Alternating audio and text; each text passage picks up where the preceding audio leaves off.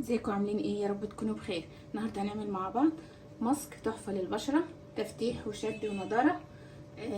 طبعا معايا هنا معلقه رز. الرز موجود طبعا ومتوفر، ودي بذور الكتان، معروفه ان هي بتوكس حلو للبشره، شد في شد البشره وفرد التجاعيد، حاجه كده تحفه. طبعا في اضافات تانية بس خلينا نجهز دي الاول. هنزل عليها كده بمعلقه ونص كده، هاخدهم بقى اشطفهم شطفه كده في السريعه كده تحت الميه كده. شطفتهم لازم من الشطفه ديت عشان لو في اتربه او حاجات رفيعه كده برضو مكسره من بذور الكتان تنزل، وكمان عشان اتاكد ان مفيش حاجات او رواسب تحت. حطيتها في المصفى دي وفتحت عليها كده لحد ما اتشطفت كويس، اتاكدت من نظافتها. معايا هنا كوبايه ميه، وهرفع بقى المكونات التحفه دي كده على النار واسيبها تغلي شويه 10 دقايق كده ولا حاجه لحد ما الرز يستوي والجل اللي هو في بذور الكتان ينزل، ونرجع نكمل ونحط بقيه الحاجات اللي هتخلي معانا الماسك نتيجته احسن. هرفعها دلوقتي على النار ونرجع مع بعض.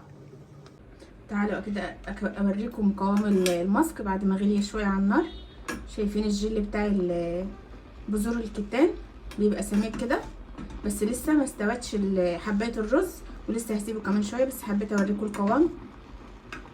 هسيبه كمان 5 دقايق ونرجع بقى نكمل ونحط الاضافات التانية مع بعض. كده بعد ما سبت المكونات بتاعتي كده على النار 10 دقايق تغلي لحد ما استوى الرز وكمان بذور الكتان. بذور الكتان ديت للي ما يعرفش هي موجوده عند العطار، يعني متوفره عند اي عطار هتلاقيها. هتجيب ب5 جنيه. طبعا الكميه ديت كلها كده ب5 جنيه. خدنا بس منها معلقه او معلقه ونص كده ومعلقه رز، وحطينا عليها كوبايه ميه وسيبناها على النار 10 دقايق لما بقت بالشكل ده. طبعا دلوقتي هضربها بالخلاط الكهربائي او بالهاند بلندر. بس قبل ما ابدا اخلطها عايزه اقول لكم ما تنسوش اهلنا في غزه، ما تنسوهمش بالدعاء دايما. افتكروهم بدعائكم لعل يكون منكم ناس صالحين دعائهم يستجاب. طبعا وكمان المقاطعه، اوعوا تستهينوا بالمقاطعه وتقول ما بتعملش حاجه، لا بتعمل. حتى لو ما بتعملش بتكون انت او انت شاركتي في قتل اخوك في الاسلام. الفلوس اللي انت بتدفعها ديت ممكن يروحوا يشتروا بها رصاصة يضربوا بها طفل فلسطيني او ام من امهات الامهات الفلسطينيات. قطعوا. كمان بتمنى من كل ام واب يقعدوا مع اولادهم وما يخليهمش يستهتروا، حتى لو الولاد كبار ونقول عارفين، لا لازم نقول لهم ان احنا نقاطع. حتى لو هتروح السوبر ماركت ما تعرفش تشتري ايه الا ما تلاقي حاجة تعجبك مصرية، لازم ننصح ولادنا. وانا بفكركم وبفكر نفسي، وان شاء الله انا مقاطعة وهفضل مقاطعة باذن الله، لان كل قرش بيروح لجيوب اللي ما يتسموش. طبعا بيجيبوا بيه حاجات يأذوا بها اهلنا في فلسطين. الله ينصرهم يا رب، يا رب نصرا قريبا يا رب، ويرحم الشهداء. طبعا كده كده بإذن الله الشهداء أحياء عند ربنا، ويصبر أهليهم يا رب. نصرا عزيزا كريما لأهل فلسطين. وأنا أسفة لو طولت عليكم، بس كان لازم أقول لكم كده وأبرأ ذمتي. وما تنسوش المقاطعة. دلوقتي تعالوا نضرب بقى المكونات ديت. أنا بالهاند بلندر كده هضرب عشان الدوشه وارجع لكم. كده خلاص بعد ما ضربته بقى بالشكل ده. طبعا انا هصفيه، مش عايزه فيه كل الشوائب دي، انا كده خدت الفايده بتاعتها. عايزه اقول لكم انا كان جالي تليفون وطول شويه، فجيت لقيت قوامه بقى سميك وما عرفتش اضربه، فعشان اخف قوامه ضفت له شويه ميه ورد، ودي طبعا حلوه كمان للبشره معانا، بتزيد فايده الماسك بتاعنا او الكريم. وكمان لو ملاحظين الاضاءه اتغيرت، النور قطع دلوقتي، فانا بصور لكم كده على نور الشباك. هصفيه بقى. طبعا المصفى عندي ديت ضيقه، هجيب ديت واسعه شويه وهصفيه عشان يكون ما فيهوش اي شوائب.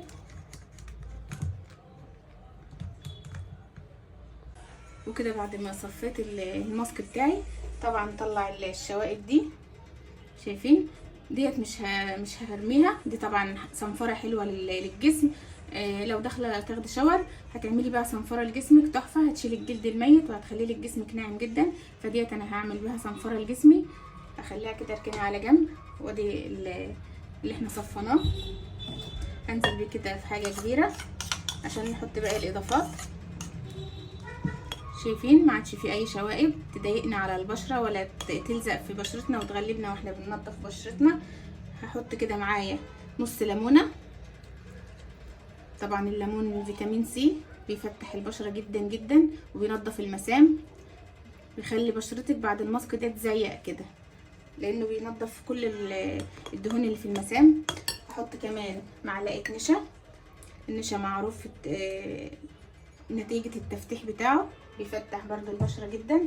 معايا هنا دي مجموعه زيوت كده انا عاملاها خلطه، لما بتكون بشرتي جافه احس ان هي جافه خالص فبحط منها كده نقطتين على الكريم المرطب بتاعي. وساعات برضو بحط من غير كريم مرطب زيت من ده، هقول لكم هو عباره عن زيت ايه وايه دلوقتي. بس افتح الازازه كده، هي دي خلطه زيوت.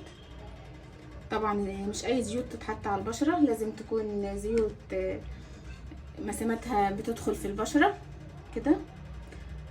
احط كده معلقه. ده عباره عن زيت زيت اللوز الحلو، وزيت فيتامين اي، وكمان زيت جوز الهند وبذور العنب. ديت الزيوت اللي فعلا حلوه للبشره. يبقى حطينا نص ليمونه ومعلقه نشا ومعلقه زيوت اللي قلنا عليها، زيت اللوز الحلو وزيت جوز الهند وزيت فيتامين اي، وكمان ايه بذور العنب. هخلط بقى كده وكده خلاص. خلطت كل المكونات، النشا والليمون والزيت، دخلته كده مع الماسك وبقى قوامه بالشكل ده. عبيت هنا معايا علبتين. طبعا الماسك ده بيتحفظ في التلاجة، هنغطيه بقى ونشيله في التلاجة. وانا عامله كميه كبيره عشان انا مش بستعمله لبشرتي بس، بحطه على ايدي وبحطه على جسمي كله. بنوزعه بقى كده. طبعا هو لسه دافي شويه فانا هستنى لما يبرد بقى.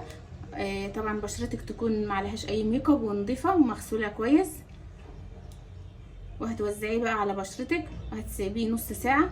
واغسلي بشرتك بقى وشوفي الشد اللي في بشرتك والنضاره، حاجه كده تحفه، تفتيح ونضاره وشد.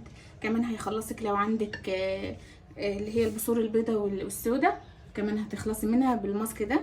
اما بينشف بتفركيه، تبلي ايدك ميه بسيطه كده وتفركيه، يبقى صنفره كمان حلوه لبشرتك. بتمنى ان انتوا تجربوا الماسك ده، هيعجبكم جدا، تحفه في التفتيح زي ما قلنا وشد البشره، جميل جدا. ويا رب ما تكونوش متضايقين من الاضاءه ان هي ضعيفه، بس زي ما قلت لكم النور قطع عليه وانا بصور فاضطريت اكمل لكم كده على نور ربنا الطبيعي.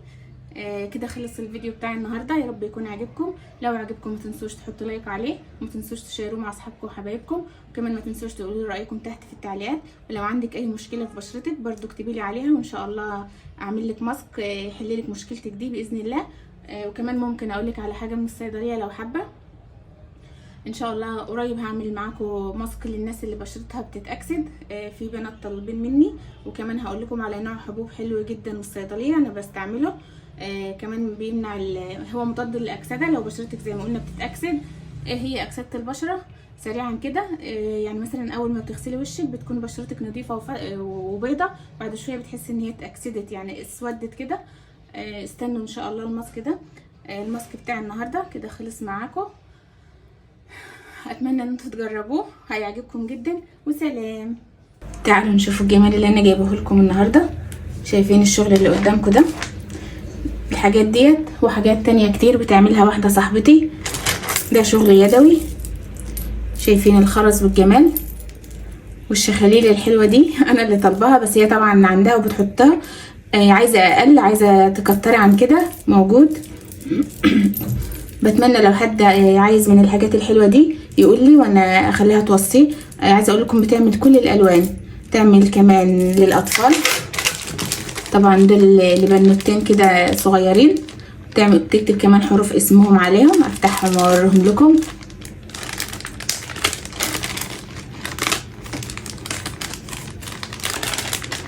يعني بتعمل بجد عظمة. شايفين الجمال؟ طبعا هي ممكن تعمل كبار كمان من دول لو حابة ليكي انتي. كمان بتعمل دلايات للعربيات، لو عندك او عندك عربية ممكن تعمل لك برضو دلاية او سبحة تحطها فيها. شايفين الجمال ده؟ سبحة دي ولا تحفة فنية بجد. عايزة اقول لكم هي محتاجة بجد ان انتوا تساعدوها. يعني تمن الحظاظة دي، كيس الشيبسي بكام؟ ب10 جنيه. يعني هي 8 كيسين شيبسي، بس هي محتاجة ال20 جنيه ديت لها ولولادها. فانا حبيت اساعدها واعمل لها الريفيو البسيط ده. يا رب يدخل لها مدخول من ورايا. انا بحبها وبعزها جدا، وبتمنى ان ربنا يرزقها، وبتمنى ان انتوا تدعموها وتساعدوها. زي ما قلت لكم اسعار الحاجات ديت بسيطة جدا جدا. يعني انا اتفاجئت بالاسعار. تقريبا الصغيرة دي ب10 تقريبا يعني، ودي ب20. حاجة لا تذكر، بس بالنسبة لها هما مبلغ. يا ريت يا بنات اللي حابب يكتب لي تحت في التعليقات. وعايزة اقول لكم بتعمل كل الالوان، بتشكل كمان. يعني ممكن لو عايزة زي كده تعمل لك الوان مختلفة. كمان بتعمل علب مناديل من الخرز. كمان احنا داخلين على رمضان، كل سنة وانتم طيبين. بتعمل احلى فوانيس، اكيد برضو هبقى اوريلكم شغلها في الفوانيس. بتعمل تقريبا حاجة للمصاحف، بتشتغل تريكو، حاجات كتير. يعني لو عايزين زي ما قلت لكم اتواصلوا معايا تحت في التعليقات، وانا بشوفكم انتوا عايزين ايه وببلغها، وانا بسلم لكم الحاجة لو حابين. بتمنى تدعموها وتاخدوا منها وتفرحوها وتساعدوها. يعني مبالغ بسيطة جدا. بس كده، يلا نكمل مع بعض. تقدري تاخدي ليكي ولبناتك، تقدري تعملي على لون كل شنطة عندك. زي ما قلت لكم هي مش فلوس، حاجة بسيطة جدا. تشكلي من ديت على كل شنطة عندك، تبقى طقم كده. طبعا ما عادش حد بيلبس الدهب، بقى كله شغال في الاكسسوارات والحاجات دي الايام دي. كمان بتعمل ميداليات، لو حابة تعملي ميدالية من الخرز بتبقى شكلها تحفة. حاجات كتير. شوفي انت عايزة ايه، فوانيس، علب مناديل، ميداليات، سبح، اشكال، الوان، احجام كبيرة صغيرة، دلايات للعربيات. ان شاء الله تطلبوا منها وتفرحوها، وانا كمان هفرح لو ساعدتوها.